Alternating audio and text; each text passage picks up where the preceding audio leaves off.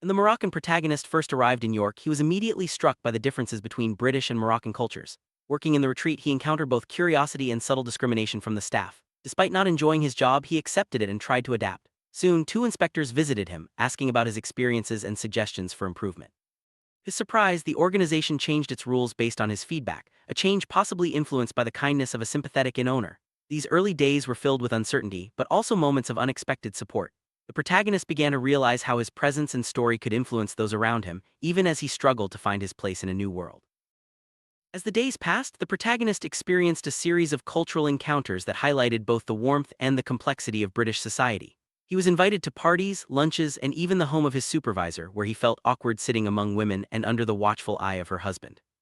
Work, he formed connections with colleagues and patients, but also faced moments of confusion and embarrassment, such as when he lost a patient in a wheelchair or misunderstood the intentions of a friendly nurse. These experiences revealed the deep differences in social norms, especially regarding relationships and gender roles. Through conversations with staff, he learned about British views on marriage, women's rights, and the gap between rich and poor, often comparing them to his own Moroccan background.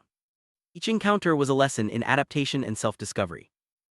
Despite moments of kindness, the protagonist could not escape the sting of discrimination.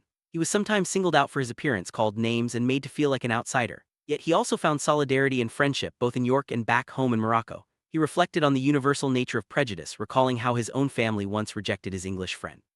Through his work at the hospital, he built meaningful relationships with patients and colleagues, gaining knowledge and perspective. Ultimately, he realized that true belonging is not about fitting in perfectly, but about maintaining dignity and self-respect. The contrast between the order of British society and the chaos of his homeland became clear upon his return, but he understood that every place has its blessings and challenges. His journey was not just about crossing borders, but about bridging cultures and finding value in his own identity. Returning to Morocco, the protagonist was struck by the stark differences between the two countries. The noise, chaos, and warmth of his homeland contrasted sharply with the quiet order of York. He realized that while material comfort and social organization are important, so too are freedom, dignity, and a sense of belonging. Story ends with a powerful reflection. It is better to live simply among your own people with all their flaws than to chase the glitter of a society that may never fully accept you. Through his journey, he learned that discrimination exists everywhere, but so does kindness. The experience in York changed him, deepening his understanding of both cultures and himself. In the end, he chose to stay in Morocco, valuing the roots and relationships that truly define home.